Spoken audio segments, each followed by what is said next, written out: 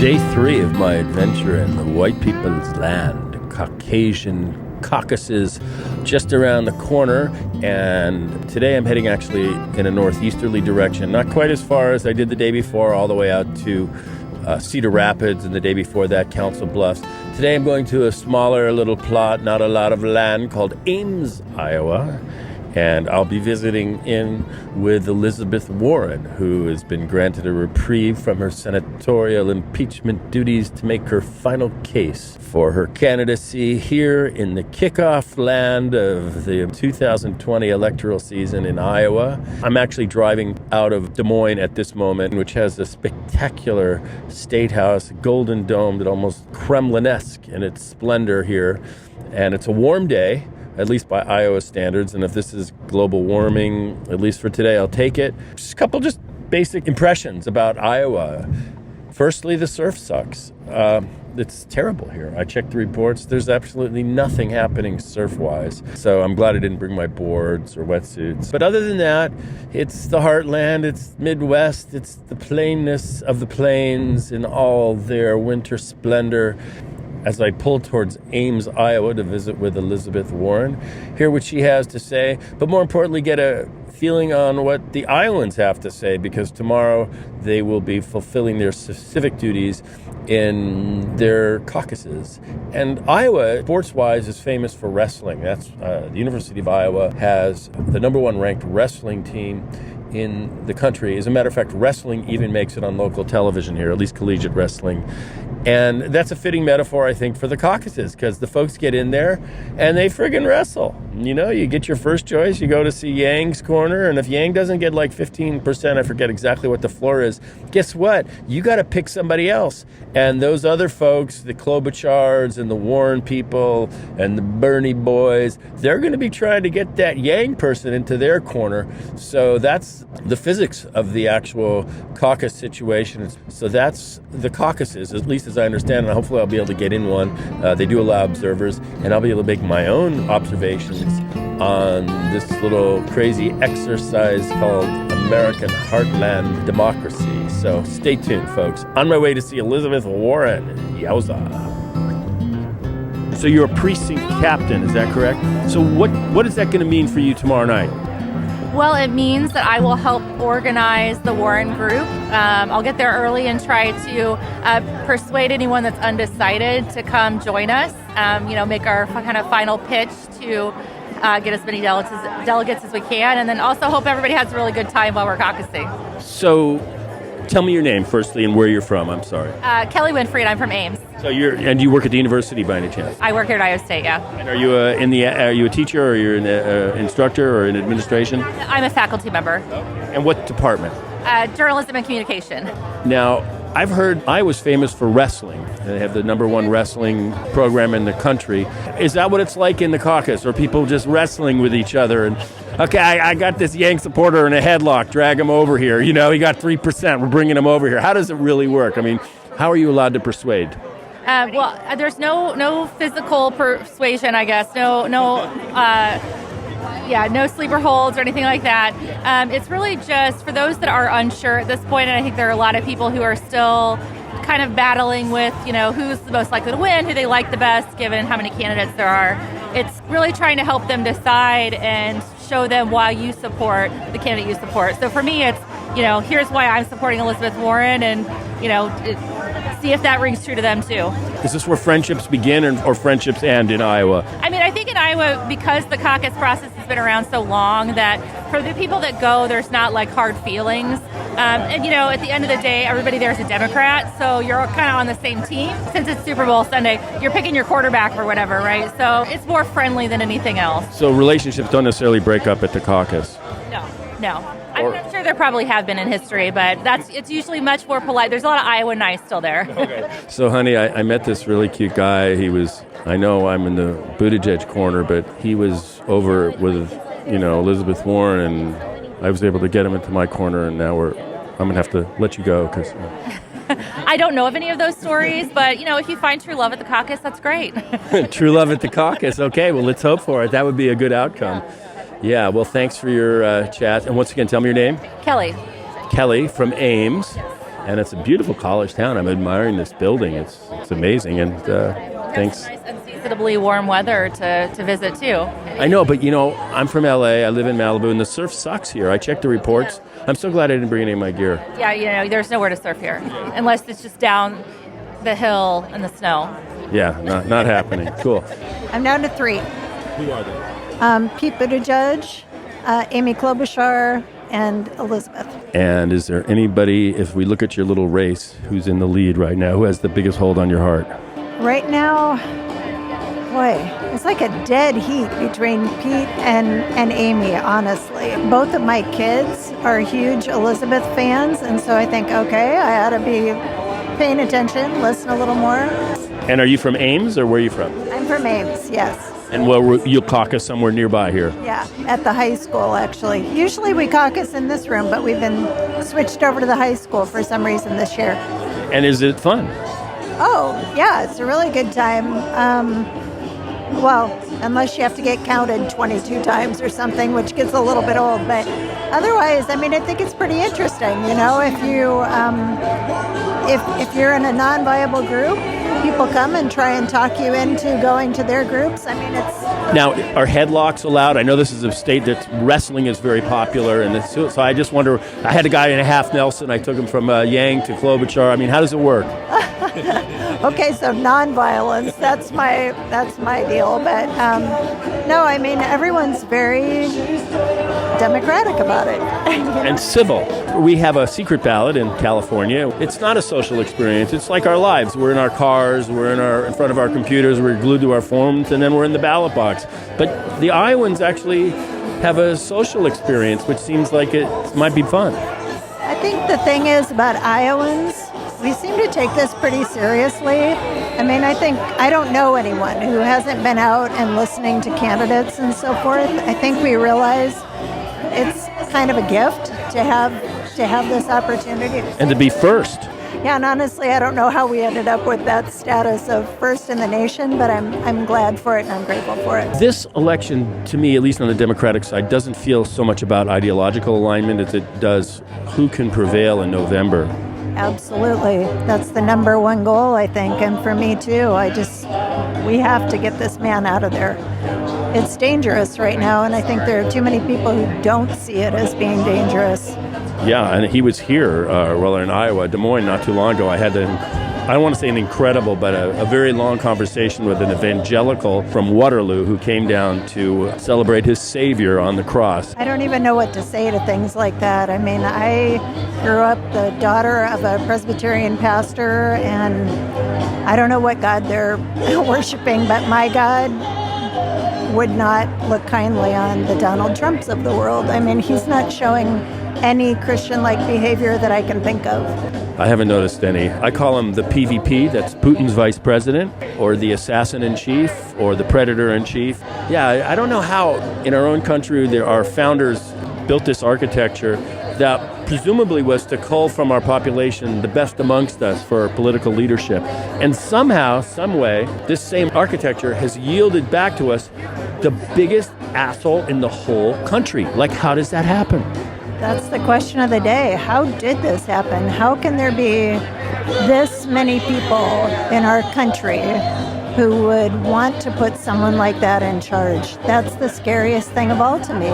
Is there that much hatred and that much need for power that this is what they would vote for? It is the undying mystery of our times. I grew up in LA, and I'm Jewish, and I had my mom was born in Berlin, and I knew many people that had survived the Holocaust, elders that had somehow been fortunate, and they would never buy a German car, and because the Germans are bad. And I thought, I don't know if fascism is really a German problem as much as it is a human problem. I will say that this summer I was traveling in Germany, and we went to the Dachau concentration camp.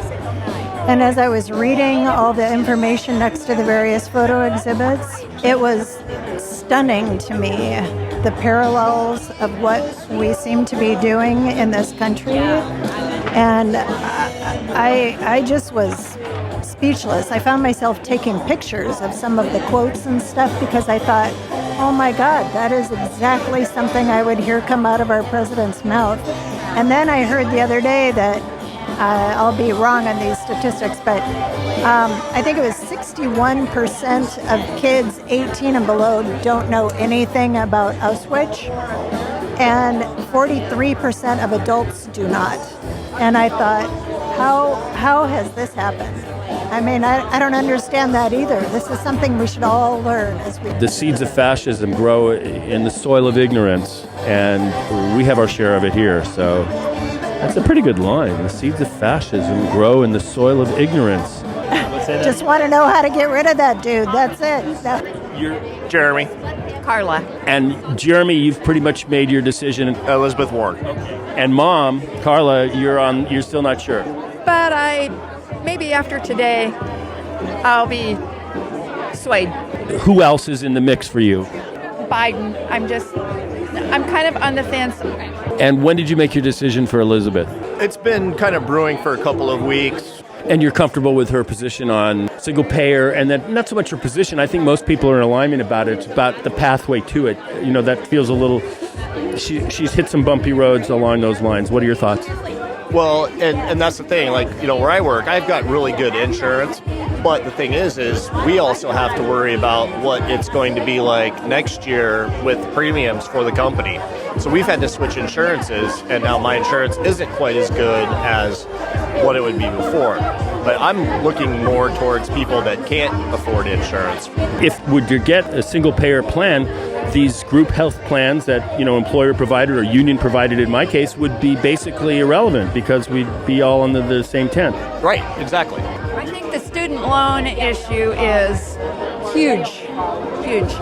Well, I went to University of California at Berkeley, okay? It was on a quarterly situation. I remember writing the checks. It was $212 a quarter, $636 a year. And I remember I had friends that go, hey, Bob, let's hang out tonight. He goes, no, man, I'm working in the library. I go, oh, really? He goes, yeah, I'm working my way through college. Oh, okay. You can't work your way through college now. There is no job that you can make and go to school. Well, and even if they would lower the interest rates on those loans, that would help tremendously too, because then all you're paying off is the interest right now. Right. You're not paying the principal. Right. And the biggest ladder to social mobility in America is education.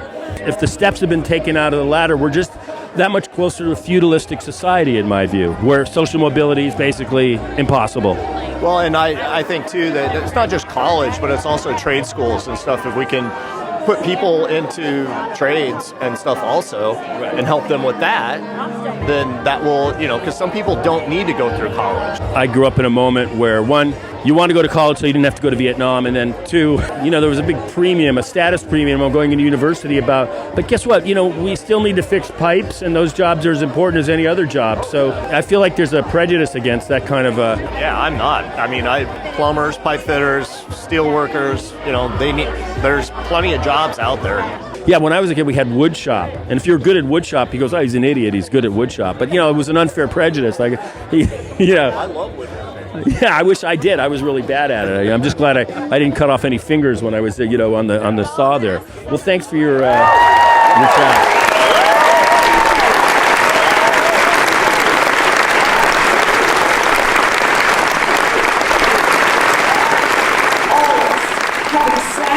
One job, and that is beat Donald Trump.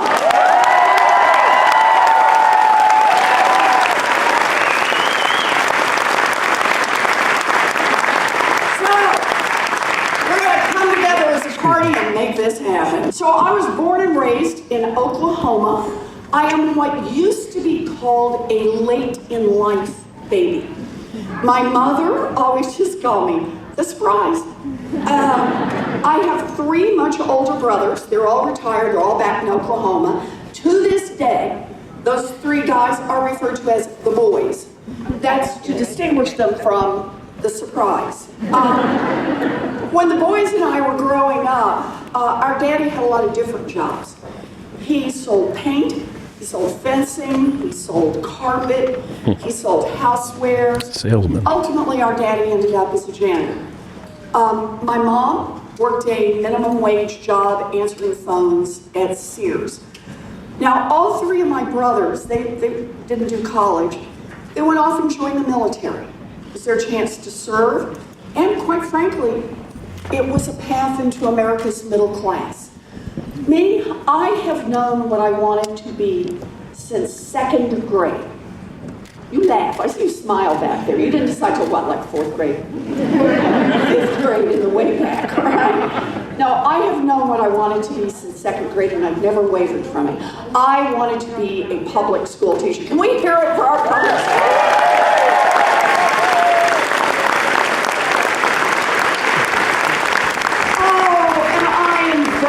Early. I used to line my dollies up and teach school. I had a reputation for being tough but fair. That's all I ever talked about growing up. I could be a teacher. By the time I was a senior in high school, my family didn't have the money for a college application, much less to send me off to 4 years at university. So like a lot of people, I don't have a straight path story. I got a story with a bunch of twists and turns. And here's how my story goes. I was a high school debater, and I got a scholarship to college. Woohoo! Let's hear it for the nerds. There's scholarships out there for us, you bet. And then at 19, I fell in love, got married, and dropped out. Woohoo! Look, it's what I chose. It's what I wanted to do, but I thought I'd given up on the dream. Oh, by the way, he always wants me to point this out. When I say fell in love, got married, not to that guy. Bruce will be coming up in season 2.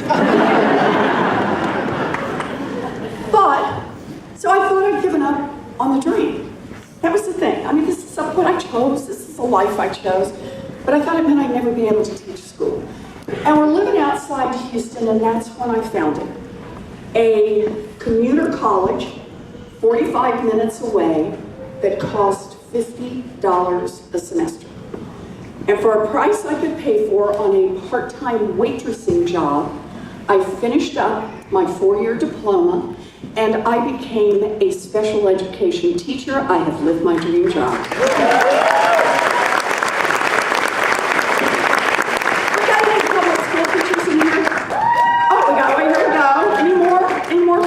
Teachers or people who are headed to public school teaching.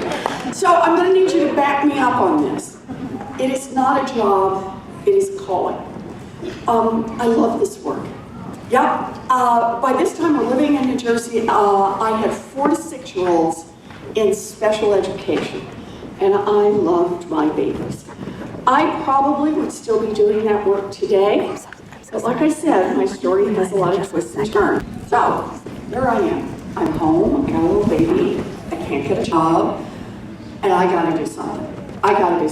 So I decide I will go to law school.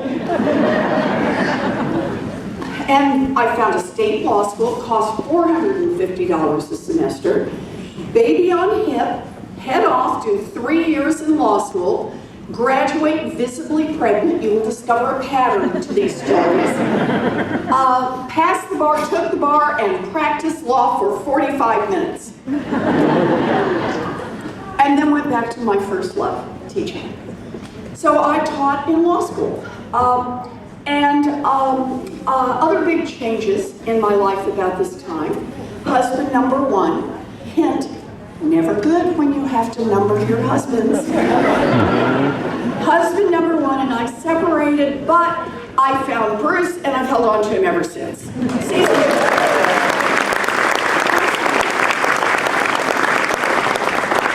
So here I am, I'm teaching in law school, but there was one central question that I always worked on, all those years.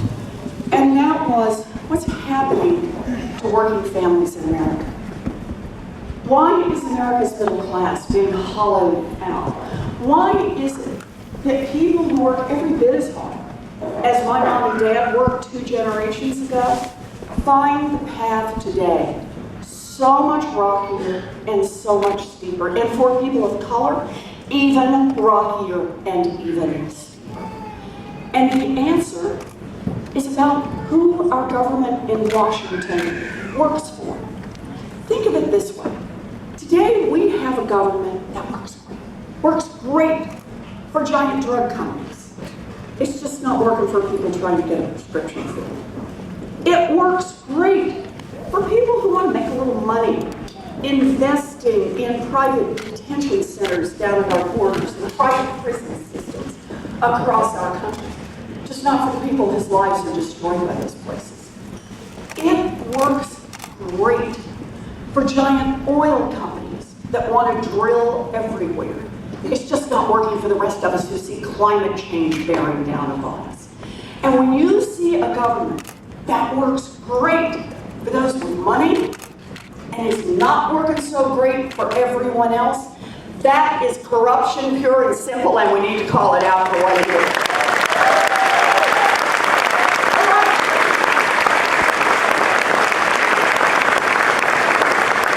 Elizabeth's making her case here. People are fielding questions. And watching Elizabeth, she's very spry. She looks like an athlete. It's not something that really communicates when you see her on television. She's got a lot of energy. She doesn't look anywhere near 70 years old. She looks like someone I might see on Tinder. But she's taken, thank God. And she's just got a really nice kind of folksy appeal. It's like she has a revolutionary outlook, but a very kind of folksy, pet my dog sort of appeal. She won't be here for selfies, so she's leaving her dog. Everybody can pet her dog and take a selfie, so she's winning votes here right now. The program is not working right now. And even worse, there are a lot of students who have debt that they can't even afford to make any payments on. So can you tell us a little bit about how you're going to address that? Oh, I got a plan for that, and you're going to love it. So let me tell you where this plan starts. You all know me about plans. I like to start with how to pay for it. I think it's a good place to start. I think it's good discipline. It lets people see what are the choices we're making. And for me, it is time for a wealth tax in America.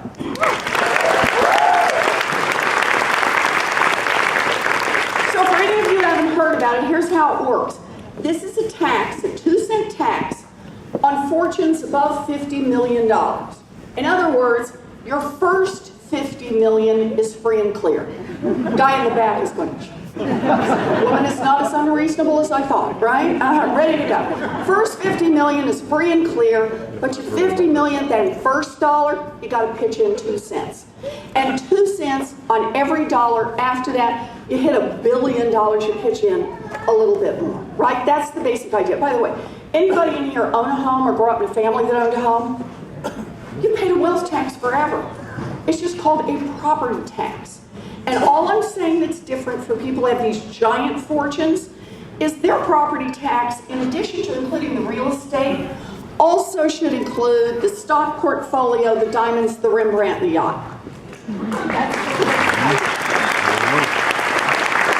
Now, you may have heard there are some billionaires who don't like this. Some have gone on TV and cried. It was so sad. Others have run for president. Yes, thought it would be cheaper than paying a wealth tax. Okay.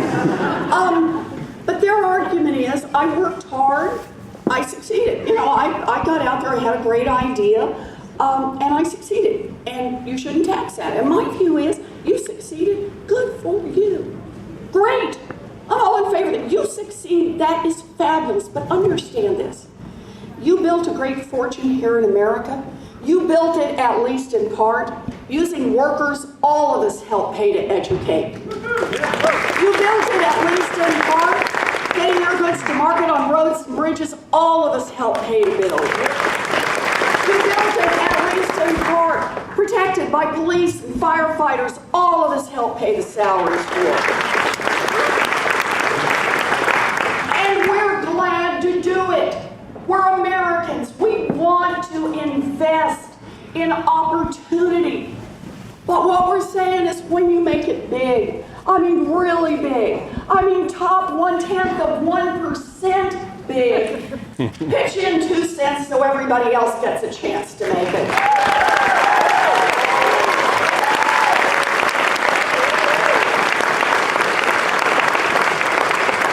Because what can we do with 2 cents? You ready? 2 cents.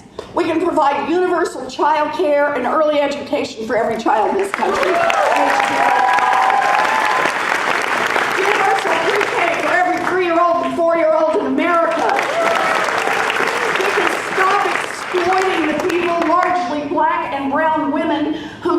work, we can raise the wages of every child care worker and preschool teacher.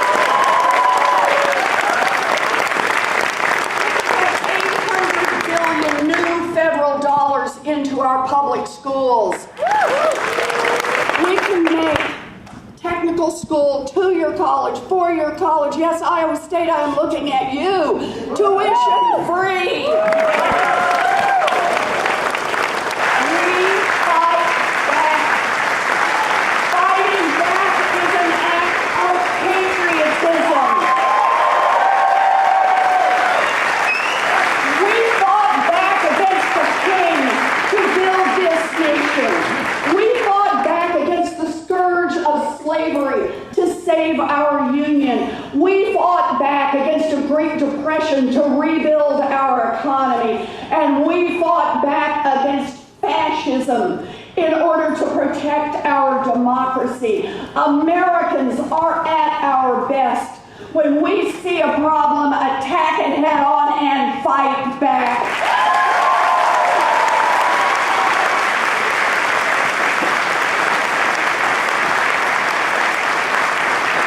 This country faces big problems, and this is no time for small solutions. This is no time to nibble around the edges of what's broken in this country. This is the time for Americans to unite and to take back our democracy and make it work for the people.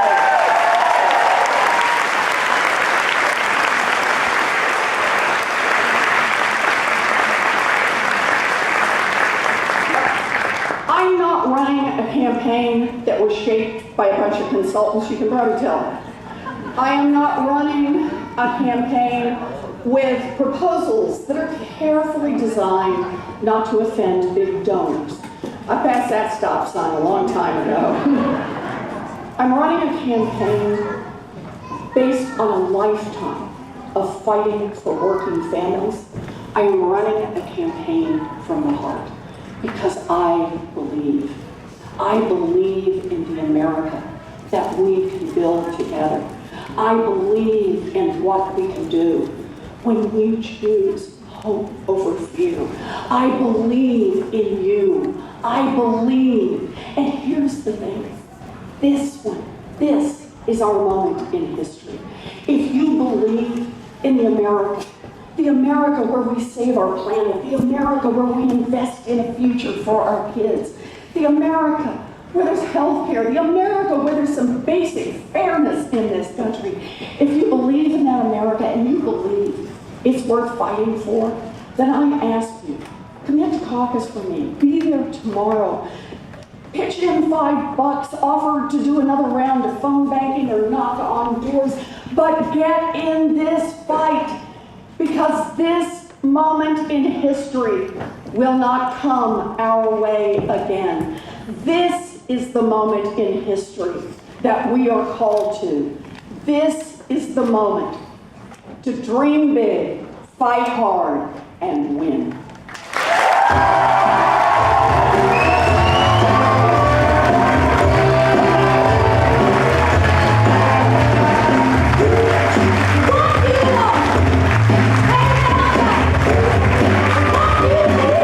Elizabeth is feeling it. She's dancing on stage to Aretha Franklin, showing that energy. Let's get a picture with Bailey, the first White House dog. You can head on that way. He's outside waiting for you. If you look to the back, Jace with the Warren sign will guide you to get a picture with Bailey. Thank you so much for coming, and thank you, Senator Warren.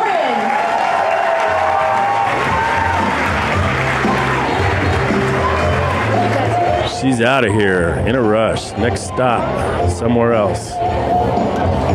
So Elizabeth Warren offers up her final case for the caucusing Iowans here in Ames. And I was privileged to catch up to it. And thanks for listening in. And we continue our journey into white people land in Iowa with this, The Rebel Without Applause, coming to you not from my movie studio bar, but from very far afield.